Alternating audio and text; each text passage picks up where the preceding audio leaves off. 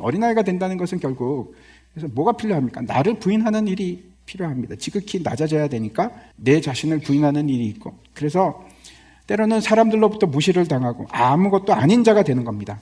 썸바디가 되면, 누가 인정해 주는 사람이 되면 천국에 못 들어간답니다. 되게 심각한 얘기 아닙니까? 이것이 예수님께서 하시는 말씀입니다. 어린아이가 된다는 것은 그래서 착하라, 선해라, 이런 거 아닙니다. 말 잘 들어라, 그런 것이 아니고 낮아져라, 겸손해져라, 무시를 당해도 좋다. 네 삶이 낮아지지 않으면, 낮추지 않으면 안 된다. 그런 말씀입니다. 이것이 하나님 나라의 백성입니다. 이것이 하나님 나라 성도의 특징인데, 그래서 예수님께서 이런 어린아이 하나를 영접하는 것은 곧 나를 영접하는 것이다, 이렇게 말합니다. 성도의 특징이 어린아이가 되는 건데, 그래서 당연히 성도는 그 몸이 예수 그리스도와 연합한 사람이 성도입니다. 하나가 된 사람입니다. 그래서 어린아이를 영접하는 것은, 낮아진 자를 영접하는 것은 결국 예수 그리스도를, 연합된 예수 그리스도를 영접하는 일입니다. 누가 그리스도를 영접하는 자인가? 마태복음 25장에 보면 예수님께서 마지막 때 이제 왕이 심판을 하시는데 이렇게 얘기하시는 겁니다. 내가 줄일 때 먹을 것을 주었고, 내가 헐벗었을 때 옷을 주었고, 내가 아팠을 때 문안을 왔고 돌아봤고, 내가 옥에 갇혔을 때 와서 보았느니라. 그랬더니 이제 의인들이 갑자기 놀랍니다. 아니 주님, 우리가 언제 그랬습니까? 그런 적이 없습니다. 그랬더니 왕이 무슨 말을 합니까? 한번 보시기 바랍니다. 40절입니다. 임금이 대답하여 이르시되 내가 진실로 너에게 이르노니 너희가 여기 내 형제 중에 지극히 작은 자 하나에게 한 것이 곧 내게 한 것이니라 하시고, 제가 이제 이 본문을 읽으면서 그런 생각을 했습니다. 우리 이제 교회에서 앞에서도 말씀드렸지만 이제 화요일에 노숙자 분들, 또 이제 연세 많으신 분들을 섬깁니다. 어떤 한 분은, 몇 분이 그랬습니다. 냄새가 너무 지독해서 눈살이 그냥 저절로 찌푸려지고 가까이 갈 수가 없습니다. 너무 독해서. 사실 속으로 이제 어떤 생각이 드는가 하면, 저분은 안 왔으면 좋겠어. 너무 힘들어. 너무 심해서 안 오시면 좋겠는데, 그런 생각을 하고 있는 겁니다, 제가. 그래서 이제 이 본문을 보면서 제가 참 그런 생각이 들었습니다. 내가 아직 한참 멀었구나. 저도 사실 노숙했던 경험이 있습니다.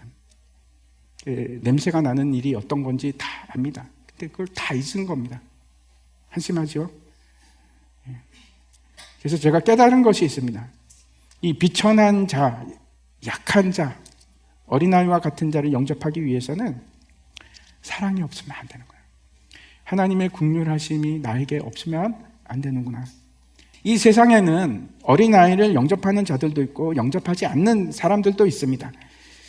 그걸 예수님께서는 뭐라고 표현을 하는가 하면 실족하게 하는 자라고 오늘 본문에서 말씀하고 있습니다. 먼저 실족케 하다 하는 것이 무슨 뜻이면 알았으면 좋겠는데, 첫 번째는 어떤 것인가 하면 범죄케 하다, 넘어지게 하다, 죄를 짓게 한다는 겁니다. 그런 의미가 있고, 두 번째는 화나게 하다, 나 때문에 분노케 하다, 분쟁이 일어나게 하다, 그런 의미입니다. 왜 작은 자를 거부할까요? 우리는 왜 싫어할까요? 먼저 생각했으면 하는 것은, 내가 그를 영접하지 않는 것이, 그렇다면 나는 정말 예수를 영접한 것인가? 내가 예수 그리스도를 영접했는데도 불구하고 그걸 못하고 있는 건가? 그걸 생각해 봤으면 좋겠습니다. 그래서 두 번째 우리가 생각할 것은, 누가 그리스도를 영접하지 않는 자들인가 하는 겁니다. 우리는 어떤 사람들입니까? 하나님을 사랑한다고 하고 천국 소망을 가지고 살아가는 사람입니다. 근데 그게 어떻게 나타나는가 하면, 그게 오히려 세상 사람들에 대한 우월감으로 나타납니다. 근데 그 우월함을 어떻게 보상받기를 원하는가 하면 세상적인 가치로 보상받기를 원합니다. 아이러니하지 않습니까? 이런 겁니다. 제가 하나님의 아들 되었으니까, 내가 열심히 지금 교회 다니고 있고 하나님이 아버지라면 하나님 저에게 돈을 주십시오. 하나님 저를 높여 주십시오. 세상적인 가치로 인정을 받게 해달라는 겁니다. 모순입니다. 그렇죠? 우리가 예수 그리스도를 영접한다는 것은 내가 낮아지지 않으면 안 되는 일인데, 근데 어찌해서 그거를 다시 세상적인 가치로 보상을 받으려고 하는가? 기억하시기 바랍니다. 하나님께서는 영광을 그런 식으로 받으시지 않으십니다. 하나님의 영광은 언제나 십자가를 통해서 옵니다. 십자가로부터 시작합니다. 하나님으로 인해서 죽임을 당하는 그걸 통해서 영광이 임하기 시작하는 거예요. 예수님께서 십자가를 지심으로 하나님의 약속을 이루십니다. 진짜 심하게 하나님을 버리고 정말 말도 안 되고 우상을 섬기던 어떻게 저런 백성이 있을 수 있나 하는 그 이스라엘 백성에게 하나님께서 뭐라고 말씀을 하시는가 하면, 내가 그들의 죄를 다 사고 기억하지 않으려 하리라. 내가 그들의 하나님이 되고 그들은 나의 백성이 되리라. 그렇게 얘기를 하십니다. 이스라엘이 그 말도 안 되는 그런 악행을 저지르고 우상 숭배를 하다가 멸망했을 때입니다. 사회가 완전히 붕괴되는 그 말도 안 되는 상황 속에서 하나님께서 이 약속을 하십니다. 그리고 이 약속을 누가 이루십니까? 예수님께서 십자가의 죽으심으로 이 약속을, 하나님의 명예를 지키시고 하나님의 영광을 영광을 돌려드렸습니다. 우리가 고난을 받는 것은 하나님께서 우리를 학대하기를 즐겨 하셔서 그래서 고난을 주십니까? 아니요, 그렇지 않습니다. 그런 것이 아니고 예수님이 하셨던 똑같은 방식으로 이 세상에서 하나님을 드러내시기를 원하시기 때문에 그렇습니다. 그의 의로우심, 그의 정의로우심이 우리를 통해서 드러나시기를 원하시는 겁니다. 어린 양의 피가 헛되지 않게 하기 위해서. 그게 우리의 사명입니다. 그래서 14절에는 이렇게 말씀을 하십니다. 이와 같이 이 작은 자 중에 하나라도 잃은 것은 하늘에 계신 너희 아버지의 뜻이 아니니라. 어떤 자들이 그리스도에 무시하고 영접하지 않는 자들인가? 어린아이를 영접하지 않는 자, 지극히 낮은 자들을 무시하는 사람들, 여러분의 옆에 있는 사람들을 아무것도 아닌 것으로 생각하시는 분들, 길에 있는 연약한 자를 그냥 버리는 사람들, 그리스도를 영접한 게 아닙니다. 영접한 게 아닙니다. 우리는 여전히 죄를 짓습니다. 근데 뭐라고 하시는가 하면, 그런 일이 있을 것 같으면 차라리 손을 찍어버리랍니다. 발이 범죄할 것 같으면 찍어버려요. 무서운 말씀이죠. 9절에는 더 심하게 얘기합니다. 눈이 범죄할 것 같으면 아예 뽑아버리랍니다. 문제는 우리 손이 몇 개가 있어야지 이게 가능할까요? 우리 눈이 100개가 되면 이걸 할 수 있을까요? 그래도 모자랄 겁니다. 이것은 실제로 잘라내고 빼버리라는 그런 말이 아니라 죄의 유혹과 그런 상황을 철저하게 차단하고 끊어버리라는 말씀입니다. 손과 발이 신체 중에서 얼마나 중요합니까? 눈이 얼마나 중요합니까?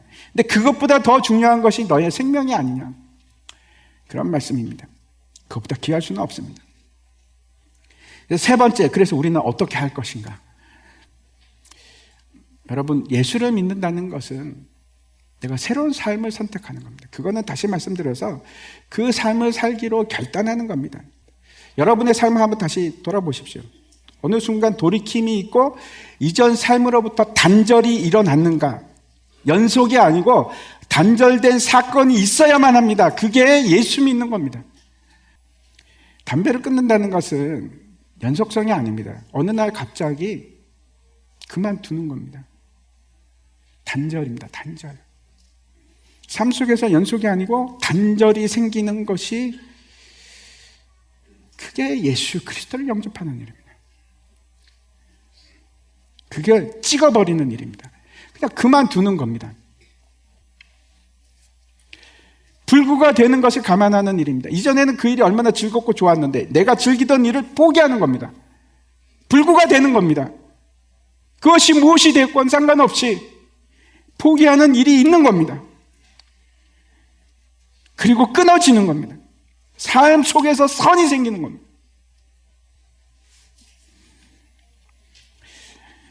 이 말씀은 개인에게도 주어지는 말씀이기도 하지만 교회를 향한 말씀이기도 합니다. 우리는 모두 그리스도의 몸을 이루고 있는 지체입니다. 만약 이 말씀을, 예수님께서 하신 말씀을 교회에 적용하면 어떻게 될까요? 실족하게 하는 지체를 잘라버리라고 아주 무섭게 강하게 말씀하십니다. 왜 그렇습니까? 왜 그렇게 해야 됩니까?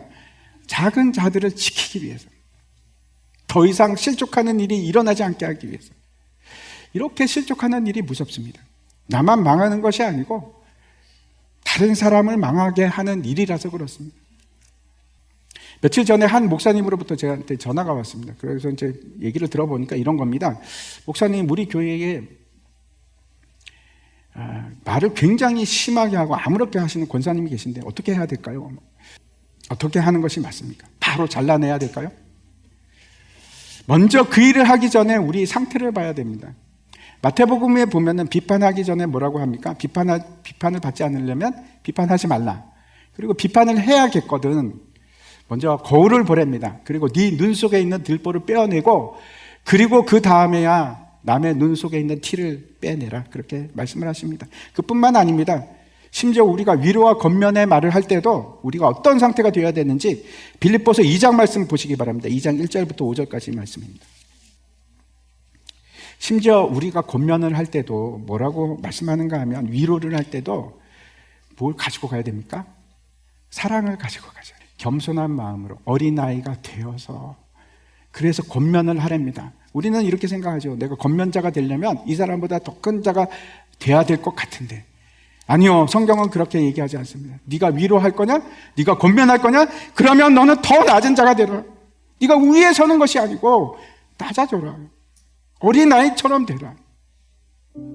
그렇게 말씀하십니다. 다시 처음으로 돌아가서, 처음에 제가 이제 가치 얘기를 했었는데, 우리가 생각하는 가치가 세상 사람들이 말하는 그 결국 얼마나 큰가, 그걸 확인하는 일입니다. 우리가 그런 사람들입니다. 그게 우리의 기준입니다. 근데 하나님께서는 우리를 어떻게 판단하실까요? 하나님께서, 야, 너 많이 가졌네? 야, 할렐루야, 너 축복 받았구나, 좋구나, 너 영광 받아라, 그러십니까? 그럴 리가 있겠습니까? 그러면 하나님께서는 우리를 어떻게 판단하십니까? 뭘로 판단하십니까? 우리의 모습입니다. 얼마나 예수 그리스도를 닮아가고 있는가.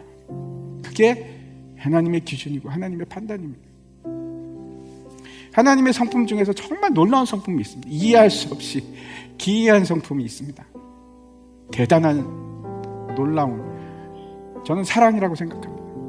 하나님은 사랑이십니다. 하나님 그분 자신이 사랑이시고 사랑이 곧 하나님이십니다. 우리가 사랑할 수 있는 것은 어느 때만 가능한가 하면 하나님을 닮아갈 때, 그게 사랑입니다. 고린도전서 사랑에 대해서 우리가 잘 알죠? 제가 마지막 한번 읽어보겠습니다. 사랑은 오래 참고, 사랑은 온유하며 시기하지 아니하며, 사랑은 자랑하지 아니하며 교만하지 아니하며 무례히 행하지 아니하며 자기의 유익을 구하지 아니하며 성내지 아니하며 악한 것을 생각하지 아니하며 불의를 기뻐하지 아니하며 진리와 함께 기뻐하고 모든 것을 참으며 모든 것을 믿으며 모든 것을 바라며 모든 것을 견디느니라. 이게 하나님의 기준입니다. 우리가 진짜 사랑하는 사람이 된다면 이 고린도전서 말씀처럼 사람들을 섬기는 자가 될 겁니다. 낮아져서 겸손하게.